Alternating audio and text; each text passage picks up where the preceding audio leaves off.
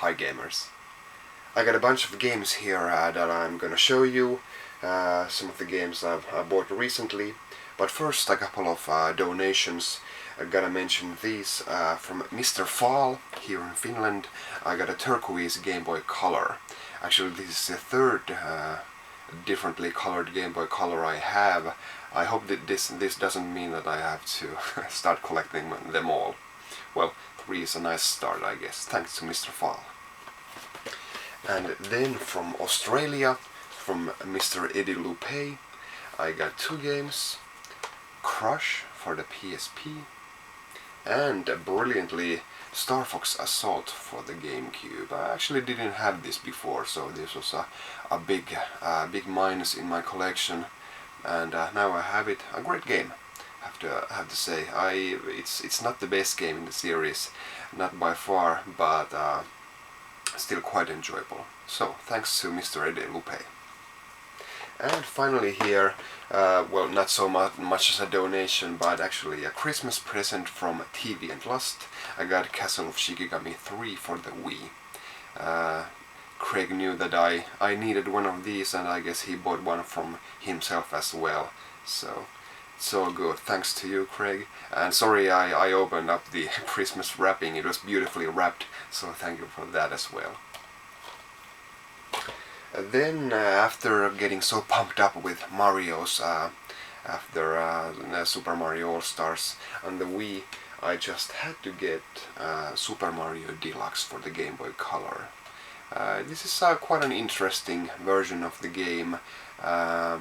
Mainly it's a bit difficult to play because the screen, because of the pixels on the Game Boy Color are not sufficient to display the whole screen at the same time without distorting Mario's dimensions or something like that.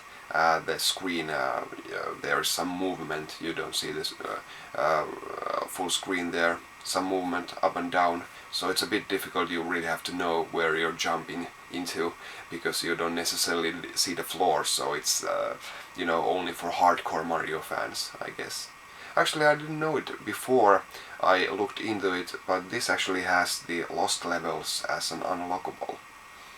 So and there are a bunch of collectibles, you know, some medals and stuff like that to find in the levels. So this is quite a special version of first Super Mario Brothers.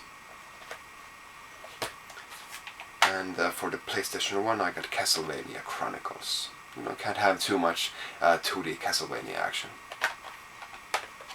Then for the Wii, you know, just because yeah, in TV and Lust's video, he said that, you know, you really should pay more attention to the Wii.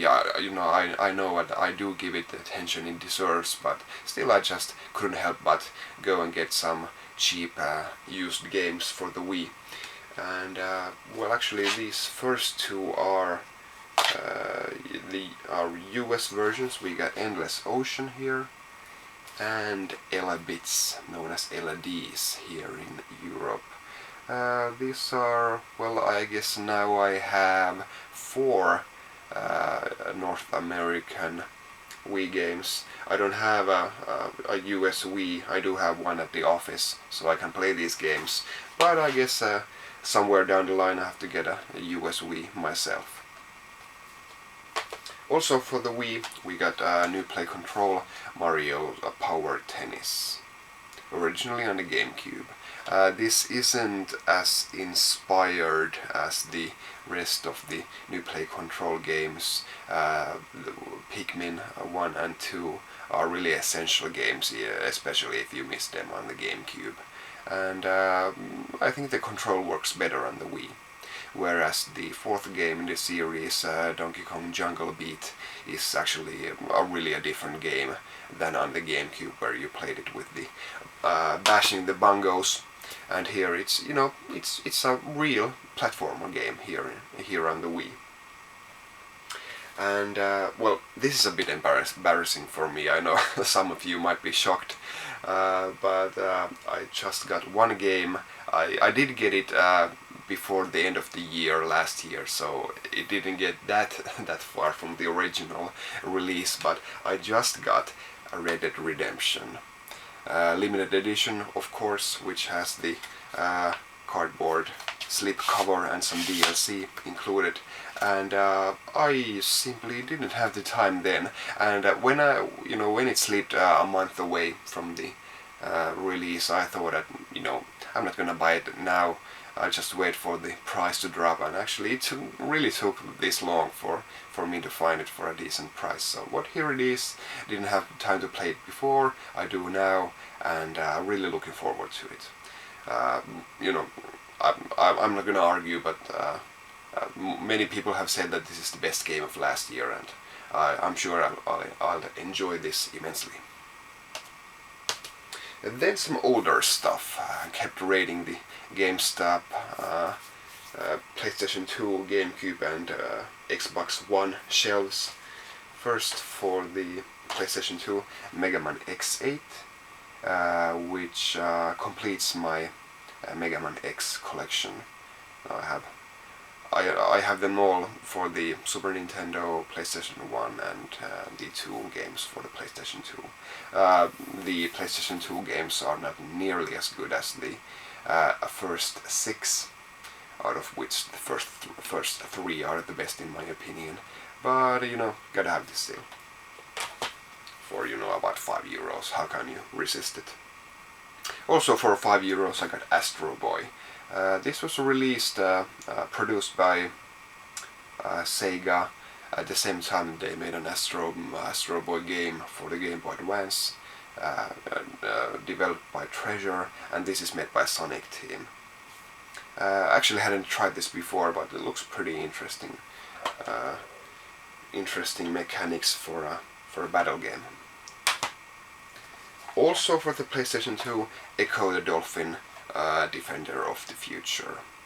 Not that great of a game, but it's Ecco.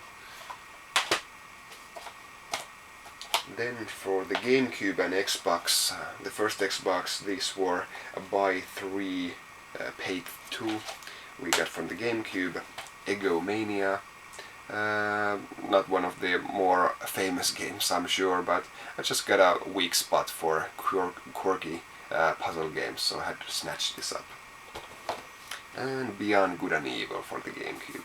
I have this for the PlayStation 2 already, but can't give it too much love for the GameCube.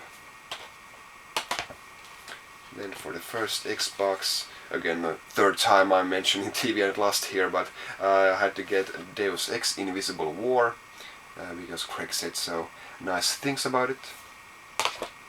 I got The Warriors, American McGee Presents Scrapland, and finally for the Xbox, Crimson Skies High Road Revenge, which should be one of the best flying games of the generation.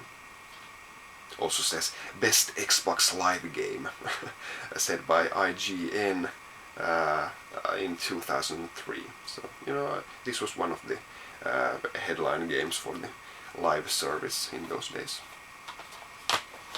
And finally 2 PC games. First up, in immaculate condition, Escape from Monkey Island. Well, too bad this wasn't any of the previous Monkey Island games, but just the Escape from Monkey Island. But it's still a big boxed PC game. Looks great. You got the LucasArts logo here, and this was only €10, so it's a bit of a steal at a local store here. Very, very glad to get this.